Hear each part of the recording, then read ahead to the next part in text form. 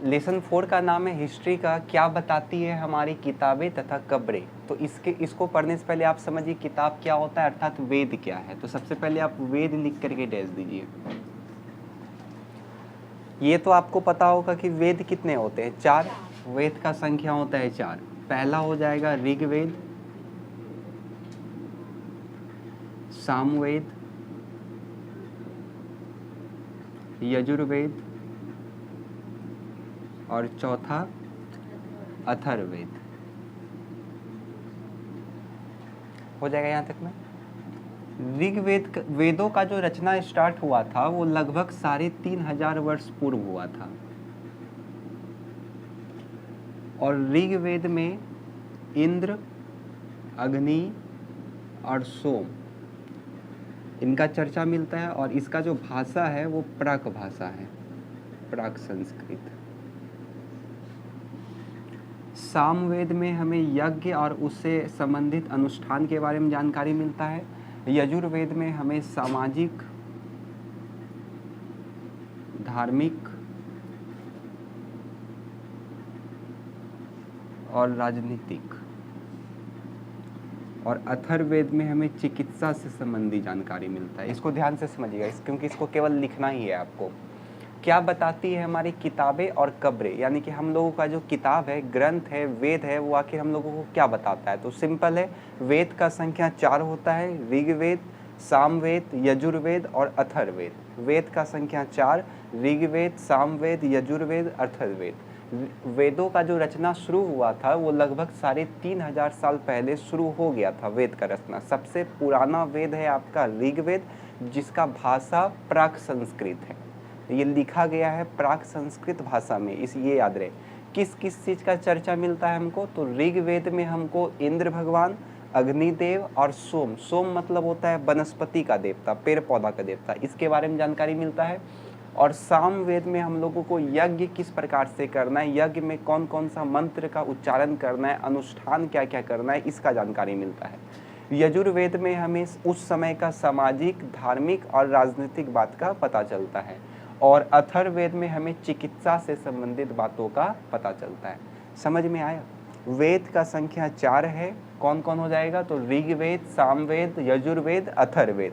ऋग्वेद का रचना 3500 वर्ष पहले हुआ था। इसमें इंद्र, अग्नि और सोम देवता के बारे में जानकारी मिलता है। इसके साथ साथ इसका भाषा प्राक संस्कृत है। हो जाएगा यहाँ तक में। फिर बोलिएगा सामवेद में यज्ञ और यज्ञ से संबंधित अनुष्ठान के बारे में जानकारी मिलती है। यजुर्वेद में सामाजिक, आर्थिक, धार्मिक, राजनीतिक इत्यादि बातों का पता चलता है। और अथर्ववेद में चिकित्सा से संबंधी बातों का पता चलता है। आया समझ में। हो जाएगा। इसको स्पीड में लिखिए, जैसे लिखे हुए उसी तरह लिख लीजिए। आप जल्दी लिखिए।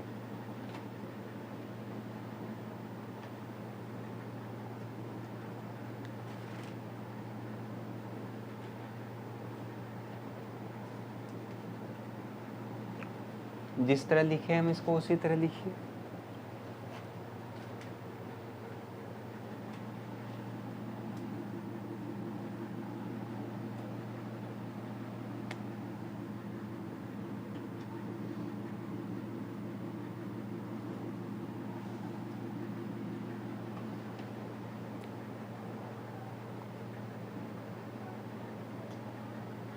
हो गया। ऋग्वेद मिटा दें,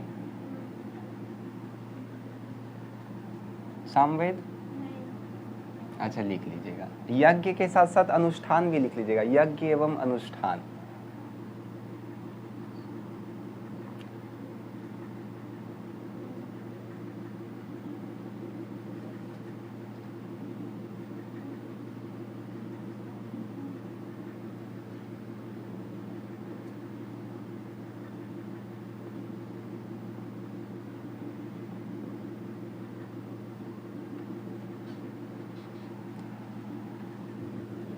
अगला हेडिंग दीजिए संस्कृत भाषा।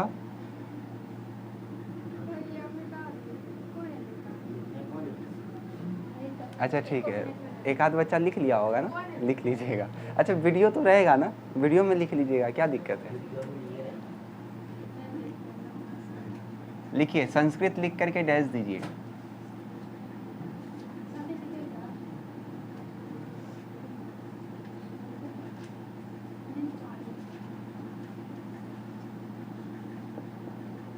फ्रांसीसी।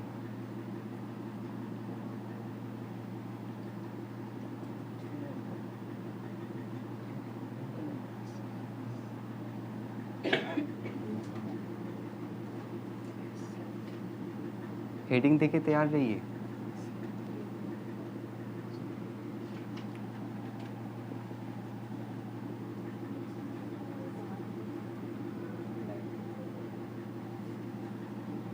मेरा कॉल आ रहा है, मतलब क्या आपके फोन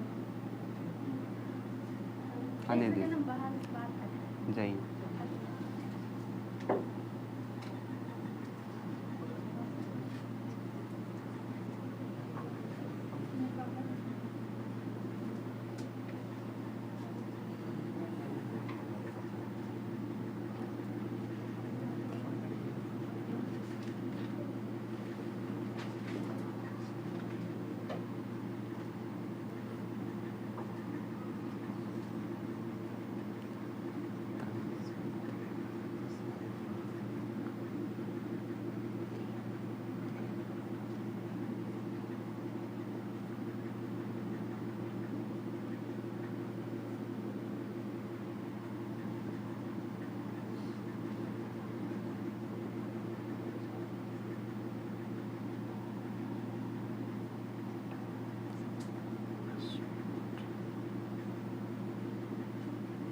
इसको फटाफट समझिएगा, देखिए क्या कहा जा रहा है। संस्कृत का भाषा क्या क्या है, तो संस्कृत में आप लोगों को सबसे पहले कहना है कि संस्कृत जो है वो यूरोप और भारत दोनों, भारत और यूरोप दोनों का भाषा का परिवार है। अब यूरोप क्या है ये आपको पता है ना, 7 महाद्वीप में एक महादेश कौन है, मेरा यूरोप है। तो वही यहाँ पे कहना है आपको कि संस्कृत भारत यूरोप का भाषा परिवार से संबंधित है। संस्कृत भारत यूरोप का भाषा परिवार से संबंधित है। इसका मतलब होता है कि भारत और यूरोप में कई सारा जो भाषा बोला जाता है उसमें से ज़्यादातर शब्द किससे लिया गया है, संस्कृत से लिया गया, इसलिए इसको कहा जाता है भाषा परिवार। जैसे कि भारत में हिंदी, उर्दू, संस्कृत, सिंधी, कश्मीरी, गुजराती, ये सब जितना भाषा निकला है सब कहीं ना कहीं किससे निकला है, संस्कृत से निकला है। और यूरोप का भी भाषा जैसे फ्रांसीसी, जर्मन, फ्रेंच, स्पेनिश, ये सब जितना भाषा निकला है ये सब किससे निकला है, संस्कृत से निकला है। और एशियाई जो भाषा कहा जाता है वहाँ पे फारसी नहीं बोलते हैं, उर्दू फारसी, तो ये भी फारसी ज़्यादातर किससे निकला है, संस्कृत के शब्दों से ही निकला है। जैसे आपको पता होगा कि संस्कृत में माता का क्या होता है, मातृ, और अंग्रेजी में इसका, हिंदी में क्या बन जाता है, माता, तो देखिए इसी से तो निकला है। और इंग्लिश में इसका क्या बन जाता है, मदर। तो सारा भाषा किससे निकला है, संस्कृत से ही निकला है, इसलिए संस्कृत को भाषा का क्या कहा जाता है, जननी कहा जाता है। जैसे हम लोग के पास हिंदी में कितना सारा भाषा है, आप चाची को, जैसे मम्मी है, मम्मी के लिए मम्मी हो गया, जैसे चाची के लिए क्या हो जाता है, नहीं हिंदी में ही चाची को चाची बोले, फुआ को फुआ बोल दिए, फिर उसके बाद मौसी को मौसी बोले हम लोग। लेकिन इंग्लिश में जब आइएगा तो ये तीनों का मतलब एक के होता है, आंट या फिर आंटी, लेकिन हिंदी में सब क्या होता है, अलग अलग होता है। उसी प्रकार से संस्कृत में सारा अलग अलग होता है। तो वही यहाँ पे कहा जा रहा है। कैसे हम लोगों को इसको बोलना, यहाँ तक हो गया। कैसे इसमें हम लोग बोलेंगे, तो संस्कृत भारत यूरोप का भाषा परिवार है। संस्कृत भारत यूरोप भाषा के भाषा परिवार है।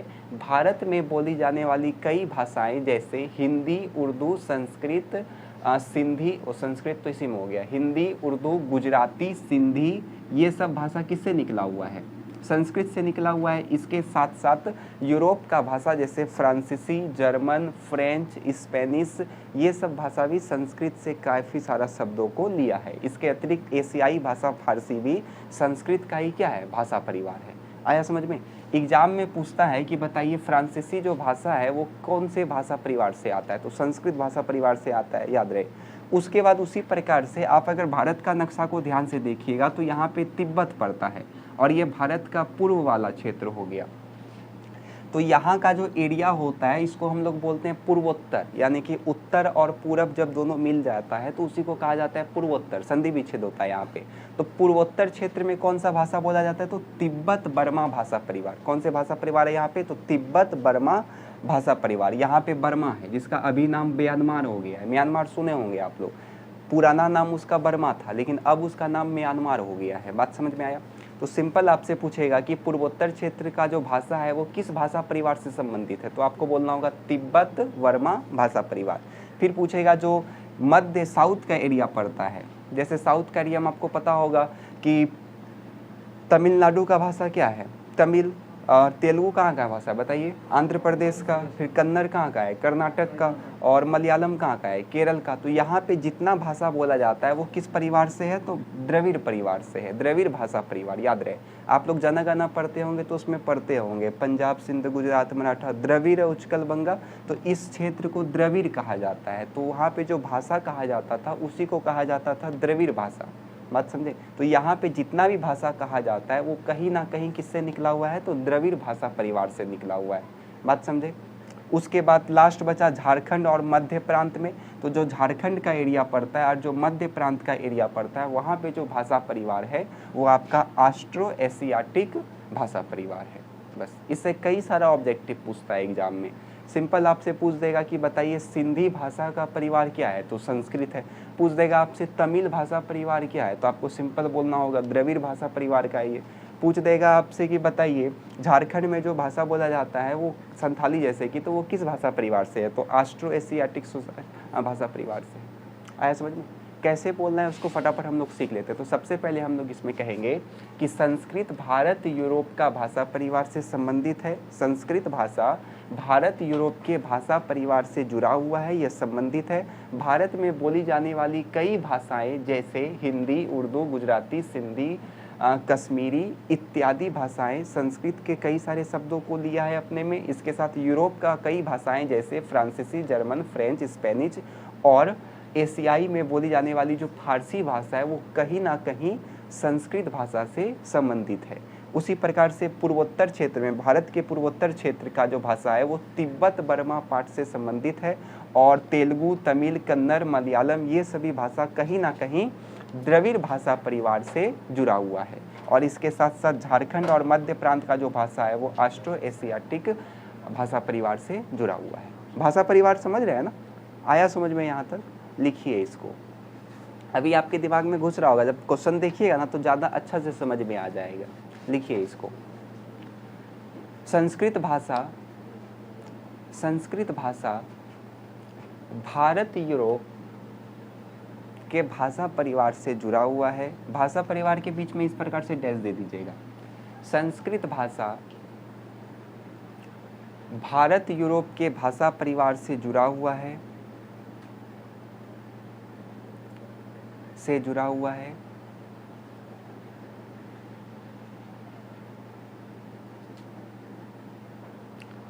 भारत में बोली जाने वाली कई भाषाएं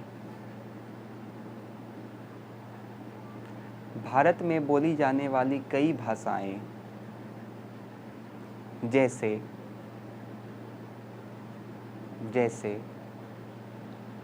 हिंदी, उर्दू, सिंधी, कश्मीरी,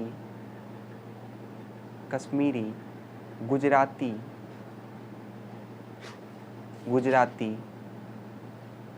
इत्यादि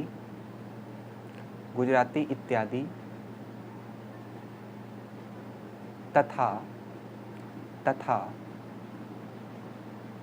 यूरोप की कई भाषाएं जैसे फ्रांसीसी, जर्मन, फ्रेंच,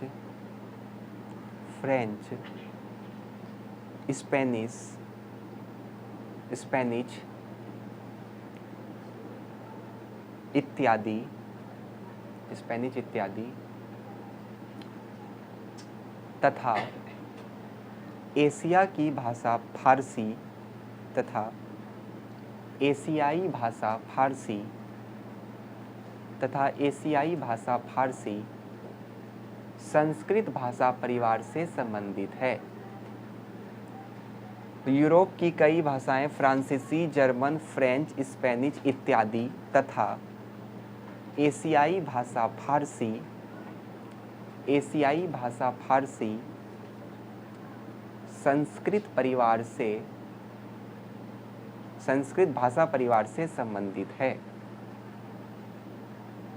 संस्कृत भाषा परिवार से संबंधित है।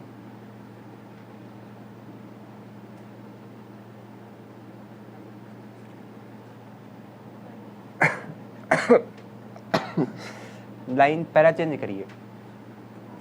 चेंज करिए। पूर्वोत्तर क्षेत्र में बोली जाने वाली भाषाएं, पैरा चेंज करके लिखिए। पूर्वोत्तर क्षेत्र में बोली जाने वाली भाषाएं, पूर्वोत्तर क्षेत्र में बोली जाने वाली भाषाएं तिब्बत वर्मा भाषा परिवार से संबंधित है। तिब्बत वर्मा भाषा परिवार से संबंधित है। तिब्बत वर्मा भाषा परिवार से संबंधित है।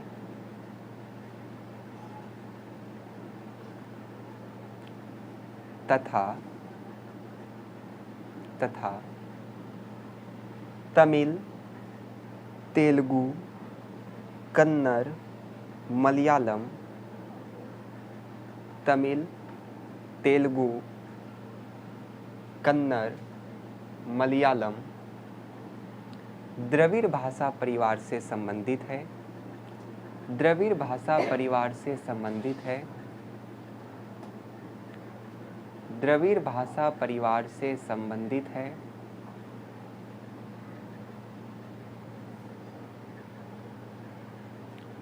तथा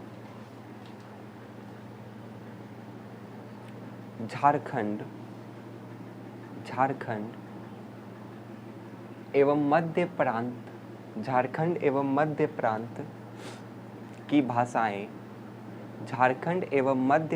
की भाषाएं ऑस्ट्रो एशियाटिक भाषा परिवार से संबंधित है। ऑस्ट्रो एशियाटिक परिवार से संबंधित है। ऑस्ट्रो एशियाटिक परिवार से संबंधित है।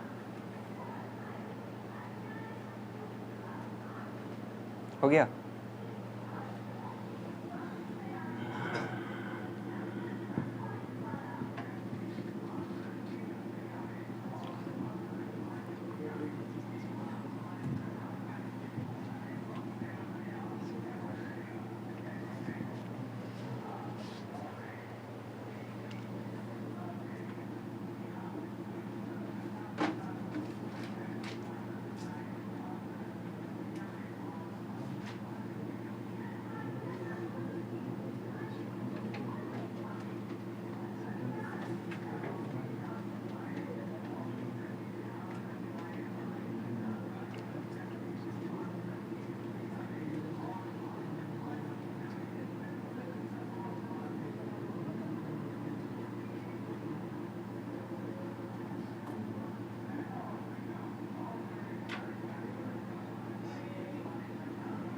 चलिए देखिए, वैदिक काल में युद्ध किस कारण से होता है तो उसको ध्यान से समझिएगा। वैदिक काल में युद्ध जो होता था वो दो तरीके से होता है या दो कारण से होता था। पहला कारण क्या था? जमीन हड़पने के लिए। और दूसरा कारण, ऐसा बात नहीं था कि जमीन उस समय किसी के पास कम था, जमीन सबके पास बहुत सारा था, लेकिन उसको जमीन चाहिए था उपजाऊ जमीन, ताकि वो ज़्यादा से ज़्यादा उपज कर सके। तो पहला उद्देश्य था उसका कि वो उपजाऊ जमीन को हड़पे, और दूसरा उद्देश्य था कि वो मवेशी लोगों को अपने कब्जा में प्राप्त करे। मवेशी में भी विशेषकर घोड़ा के लिए वो युद्ध लड़ता था, क्योंकि घोड़ा जो है उसको युद्ध में सहायता प्रदान कर देता था। रथ में बांध करके वो घोड़ा के साथ युद्ध लड़ने के लिए जाता था।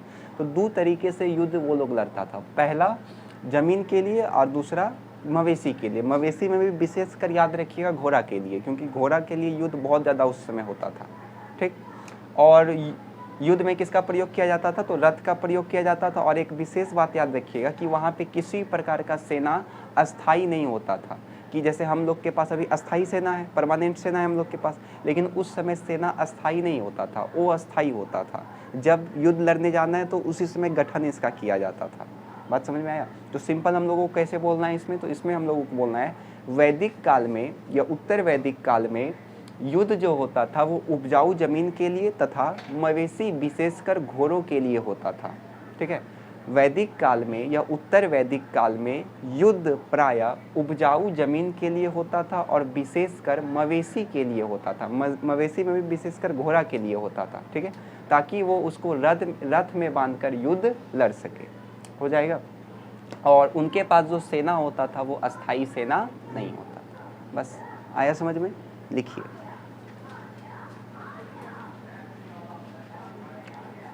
प्राचीन काल में युद्ध उपजाऊ जमीन तथा मवेशी विशेषकर घोड़ों के लिए होता था ताकि वे उसे युद्ध में उपयोग कर सके।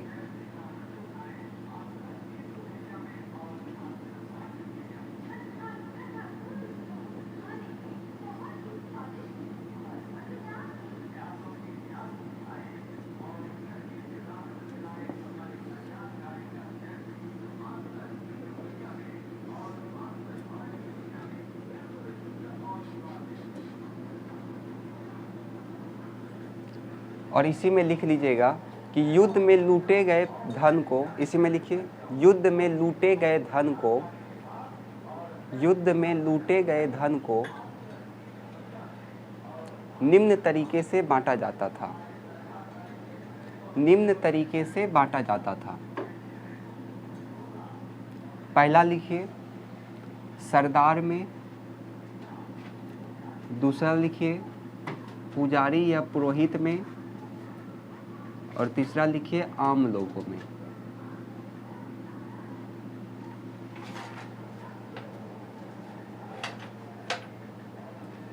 पुरोहित क्या होता है? पुरोहित ब्राह्मण समझते हैं, बस पूजा पाठ कराने वाला पुरोहित।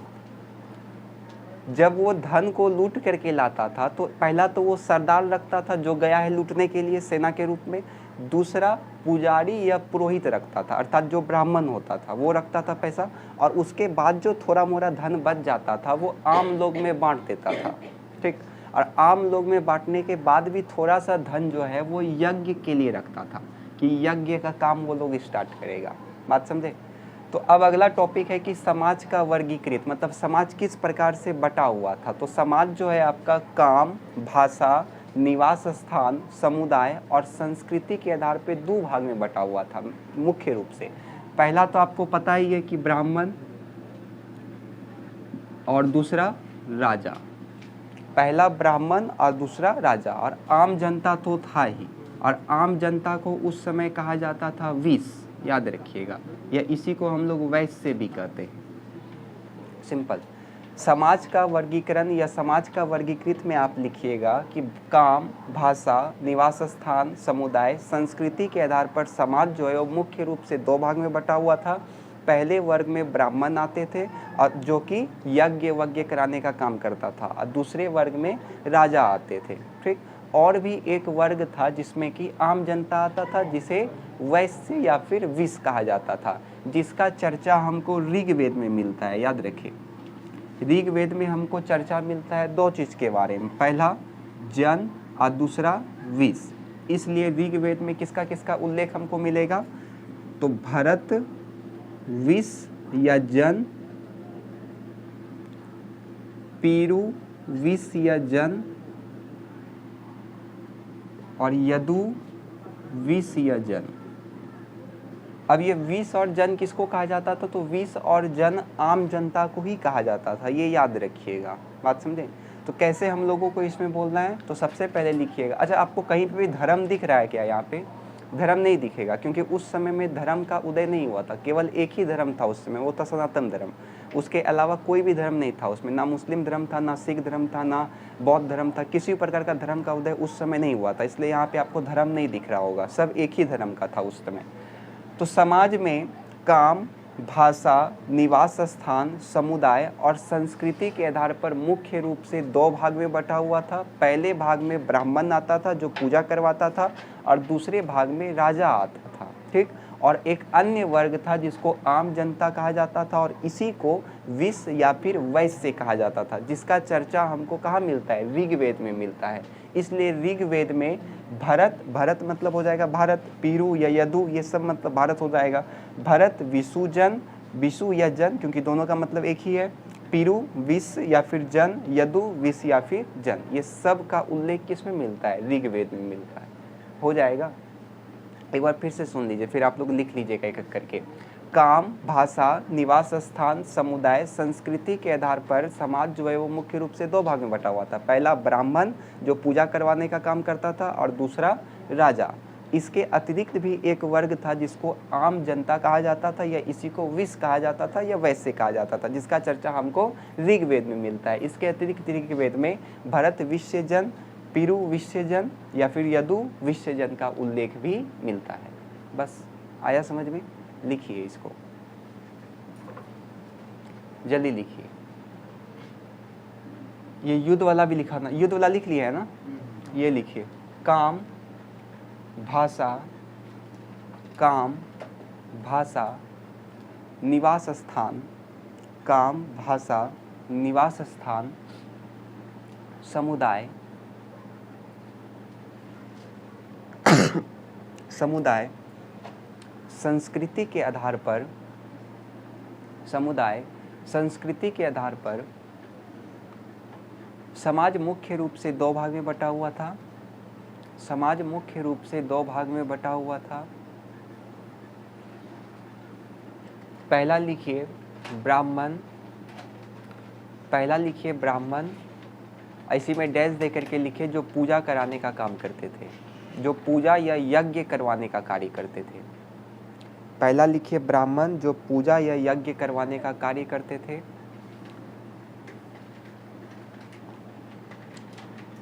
और दूसरा लिखिए राजा।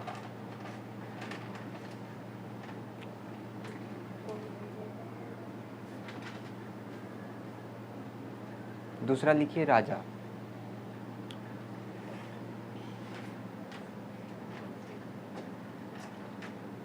लाइन चेंज करके लिखिए। इसके अतिरिक्त लाइन चेंज नहीं, लाइन चेंज। इसके अतिरिक्त आम जनता को विश्व या वैश्य कहा जाता था।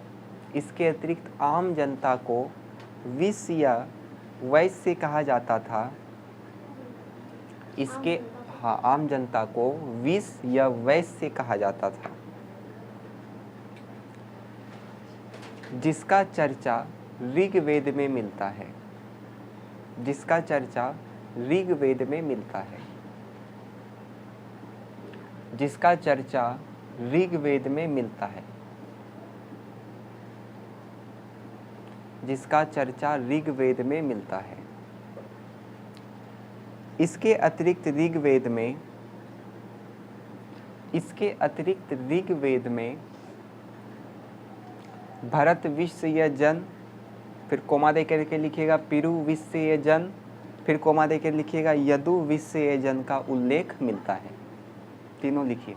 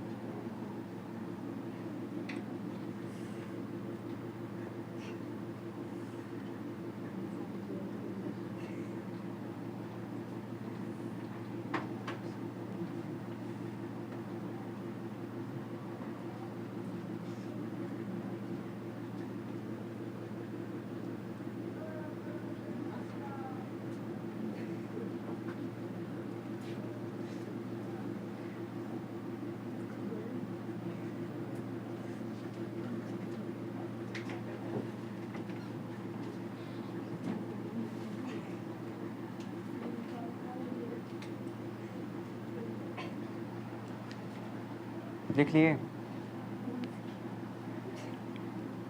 गप नहीं, गप मत करिए। अगला हेडिंग दीजिए, सामाजिक असमानताएं, जिसको हम लोग सीखेंगे इनाम गांव का कब्र से। इसको ध्यान से समझिएगा। इनाम गांव कब से कब चला था आपका, तो लगभग 3600 से 2700 वर्ष पहले जो है वो इनाम गांव में आपका जनसंख्या वास करता था। एक नगर था वहाँ पे, गांव। तो वहाँ पे एक कब्र खोजा गया था। वो कब्र में उत्तर की ओर मुंह किए हुए इंसान मरा हुआ था, कब्र के अंदर दफनाया गया था। उत्तर की ओर मुंह किए हुए वो लेटा हुआ था, उसका पैर हल्का सा मुड़ा हुआ था। इस प्रकार से वो लेटा हुआ था और पैर हल्का सा ऐसे मुड़ा हुआ था। इसका मरने के बाद नहीं सोते हैं हम लोग तो पैर मुड़ जाता है, तो उत्तर की ओर इसका मुंह था, कब्र में लेटा हुआ था। और इसके पास में 33 गो सोना का मनका मिला था और इसके साथ साथ कई सारा कीमती वस्तु भी मिला था।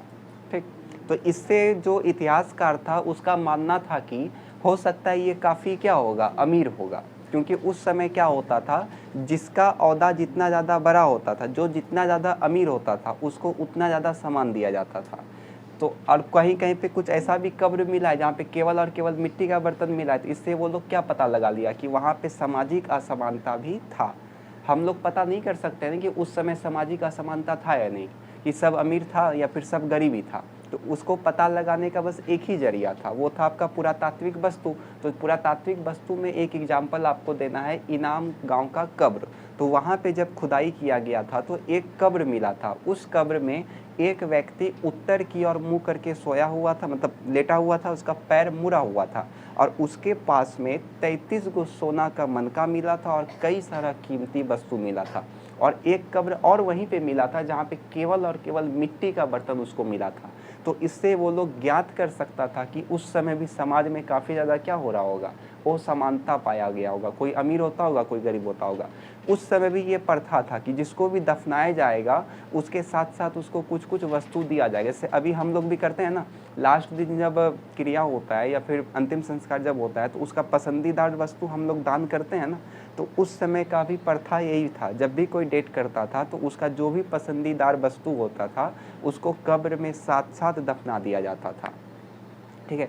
दाह संस्कार भी 3 तरीके से होता था, वो आप हड़प्पा में उसको पढ़िएगा। पहला दाह संस्कार में क्या करता था, पूरी तरीके से शरीर को जला दिया।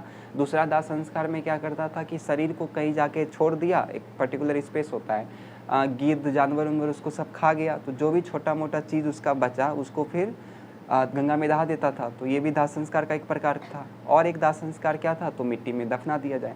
पहला तो पूरी रूप से दफना ज़मीन के अंदर दफना दो, दूसरा पूरा रूप से जला दीजिए, और तीसरा शरीर को ले जा करके कहीं पे छोड़ दीजिए। जानवर, चील, गिद्धा ये सब उसको जा करके खा लेगा। उसके बाद जो थोड़ा मोड़ा अवशेष बचता था उसको जा करके गंगा में दहा दिया जाता था। ये अभी भी होता है पारसी में।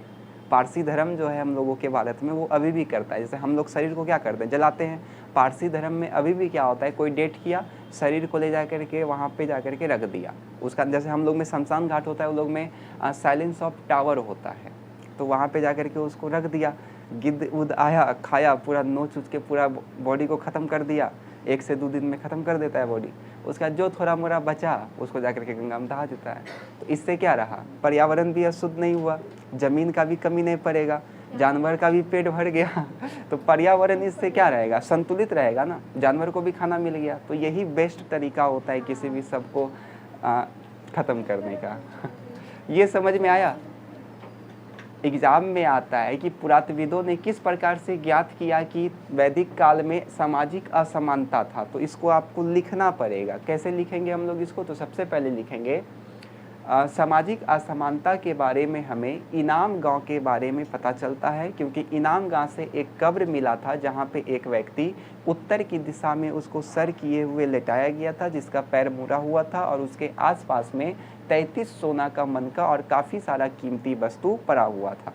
ठीक है। और वहीं पे एक कब्र मिला था जिसके आसपास में केवल और केवल मिट्टी का बर्तन था, जिससे इतिहासकार ने यह अनुमान लगाया कि उस समय भी समाज में काफ़ी ज़्यादा असमानताएं पाया जाता होगा। अच्छा, ये तो पता है कि हम लोग उत्तर की दिशा में मुंह करके क्यों रखते हैं सबको। हाँ हाँ, ध्रुव तारा समझते हैं ना, ध्रुव तारा ये कहाँ रहता है, उत्तर दिशा में। तो उत्तर दिशा में सर करके सोने पे क्या होता है ना, कि जितना जो भी कुछ बचा रहेगा वो सब घिंच फाच के लेते जाएगा। इसलिए कहा जाता है हम लोगों को भी कभी भी उत्तर दिशा में सर करके नहीं सोना चाहिए। ये सही बात है, उत्तर दिशा में अगर आप सर करके सोइएगा ज़्यादा से ज़्यादा नहीं, 1 साल सोइए छत के ऊपर में उत्तर दिशा में सर करके, 1 साल बाद आपका शरीर में लकवा मार देगा, ये गारंटी है। या तो लकवा मार देगा या तो दिल का दौरा से आप मर जाइएगा। ये 2 में ही एक चीज़ आपके साथ होगा, या तो लकवा मारेगा या तो आपका दिल का दौरा पड़ना ही पड़ना है। क्योंकि होता क्या है कि हम लोग इस प्रकार से भी खड़े हार्ट कहाँ होता है हम लोग का, साइंस में आप पढ़े होंगे 10th क्लास में, हार्ट कहाँ होता है, यहाँ पे। गुरुत्वाकर्षण कहाँ होता है पृथ्वी का, नीचे। तो हम लोग का ब्लड का ज़्यादा काम कहाँ है, नीचे या ऊपर है, नीचे है। सारा ब्लड का काम तो नीचे है। माइंड में ज़्यादा ब्लड हमको चाहिए क्या, नहीं चाहिए। तो फेफड़ा यहाँ पे है, फेफड़ा बोलते, दिल यहाँ पे है, पंप करने वाला जो ब्लड को पंप करता है।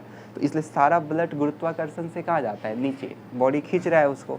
और अगर आप सोइएगा मुँह इधर करके तो माइंड आपका यहाँ है, चला गया माइंड उधर। अब गुरुत्वाकर्षण तो नीचे है तो वो तो काम करना बंद कर देगा। सारा गुरुत्वाकर्षण उधर, ध्रुव तारा आपका चुंबक की तरह खींचेगा तो ब्लड आपका कहाँ चढ़ जाएगा, माइंड पर चढ़ जाएगा। धीरे धीरे चढ़ते चढ़ते चढ़ते चढ़ते पगला जाइएगा, या तो दिल का दौरा आ जाएगा या तो लकवा मार देगा शरीर में। यही 3 में से एक काम होता है। इसलिए उत्तर दिशा में कभी भी मुंह करके मत सोया करिए।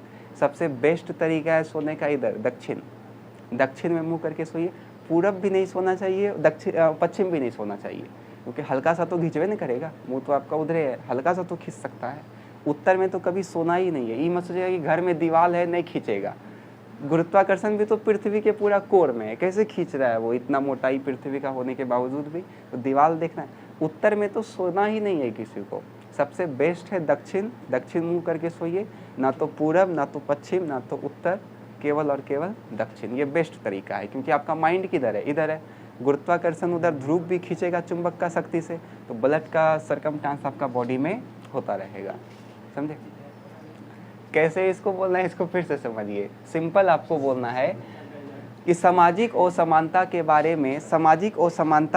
में इनाम गांव से पता चलता है। इनाम गांव में मिला एक कब्र में एक व्यक्ति उत्तर की दिशा में मुंह करके सोया हुआ है, जिसका पैर मुड़ा हुआ है और उसके आसपास में 33 सोने का मनका है और इसके साथ साथ कुछ कीमती वस्तुएं भी पड़ा हुआ है। वहीं पे एक कब्र मिला था जहाँ पे मिट्टी के बर्तन उसके साथ दफनाया गया था, जिससे पुरातत्वविदों ने अर्थात इतिहासकारों ने ये अनुमान लगाया कि उस समय भी सामाजिक असमानताएं पाई जाती होगी। समझ में आया?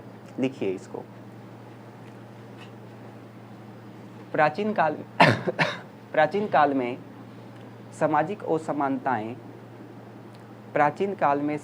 असमानताएं का उदाहरण इनाम गांव, ब्रैकेट में लिख लीजिएगा, 3600 से लेकर के 2700 साल पहले, ब्रैकेट में लिख लीजिएगा इनाम गांव के, इसका समय कब से कब चला था ये साल पहले, ब्रैकेट में लिखे उसको। इनाम गांव से पुरातत्वविदों ने एक कब्र खोजा था,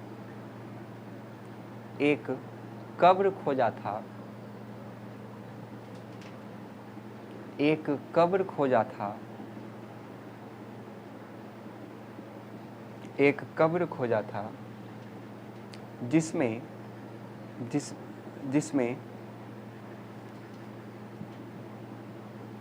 उत्तर दिशा की ओर मुख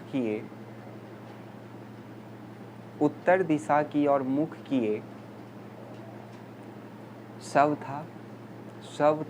शव मतलब वही शरीर, मृत शरीर, शव था, तथा उसका पैर मुड़ा हुआ था, तथा उसका पैर मुड़ा हुआ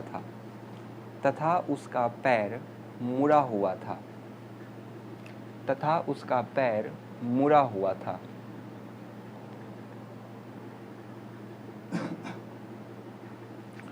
उसके साथ साथ 33 सोने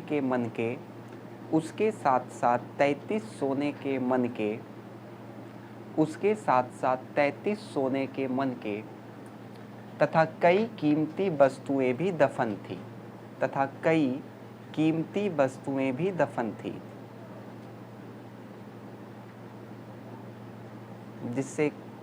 जिससे इतिहासकारों ने यह अनुमान लगाया कि हो सकता है, हो सकता है, हो सकता है मृत शरीर के साथ, हो सकता है मृत शरीर के साथ,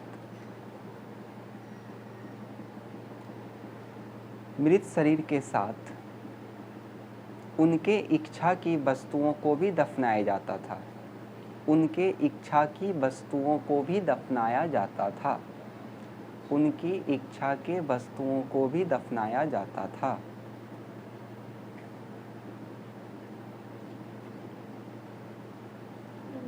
उनके इच्छा की वस्तुओं को भी दफनाया जाता था। इसके अतिरिक्त वहाँ एक और कब्र मिला, इसके अतिरिक्त वहाँ एक और कब्र मिला, इसके अतिरिक्त वहाँ एक और कब्र मिला जिसमें कुछ मिट्टी की बर्तनें दफन थी, जिसमें कुछ मिट्टी की बर्तनें दफन थी, जिससे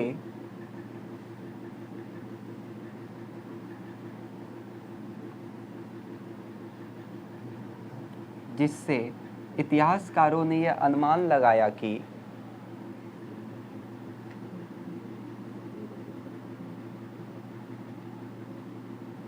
जिससे इतिहासकारों ने यह अनुमान लगाया कि उस समय भी समाज में कई असमानताएं पाई जाती होगी, उस समय भी समाज में काफ़ी असमानताएं पाई जाती होगी।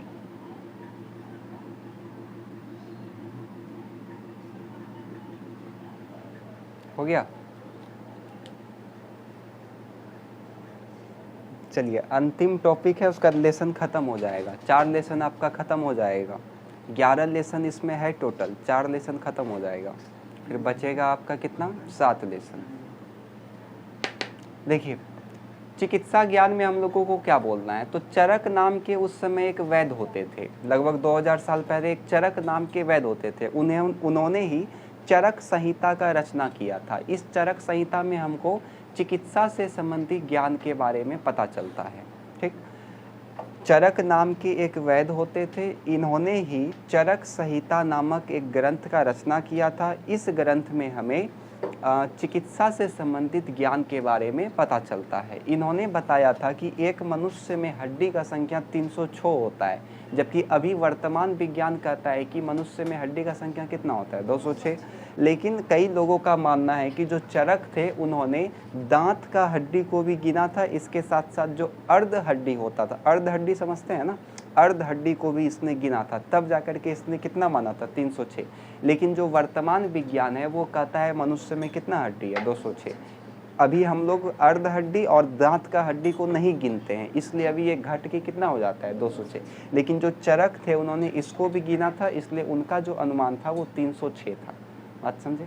कैसे इसको हम लोग बोलेंगे, तो चिकित्सा ज्ञान में बोलना है कि चरक नामक एक वैद्य ने चरक संहिता का रचना किया था, जिसमें उन्होंने बताया कि मनुष्य के शरीर में 306 हड्डियां होती है, किंतु वर्तमान विज्ञान के अनुसार मनुष्य के शरीर में 206 हड्डी होती है।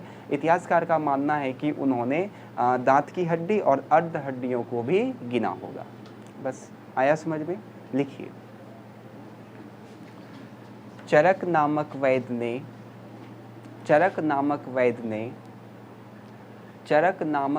ने चरक संहिता, ब्रैकेट में लिख लीजिएगा 2000 साल पूर्व, चरक नामक वैद्य ने चरक संहिता, ब्रैकेट में लिख लीजिएगा 2000 साल पूर्व, चरक संहिता 2000 साल पूर्व का रचना किया था, चरक संहिता का रचना किया था। उन्होंने बताया कि चरक संहिता का रचना किया था, उन्होंने बताया कि मनुष्य के शरीर में 306 हड्डियां होती है, मनुष्य के शरीर में 306 हड्डियां होती हैं, मनुष्य के शरीर में 306 हड्डियां होती हैं, किंतु वर्तमान विज्ञान में किंतु वर्तमान विज्ञान में हड्डियों की संख्या 206 बताया गया। उन्होंने बताया कि मनुष्य में हड्डियों की संख्या 306 होती है, किंतु वर्तमान विज्ञान के अनुसार हड्डियों की संख्या 206 है। 206 है। इसके पक्ष में कई इतिहासकार कहते हैं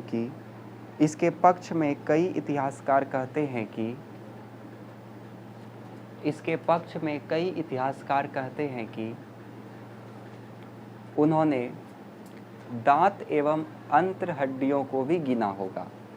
उन्होंने दांत एवं अर्ध हड्डियों को भी गिना होगा। दांत एवं अर्ध हड्डियों को भी गिना होगा।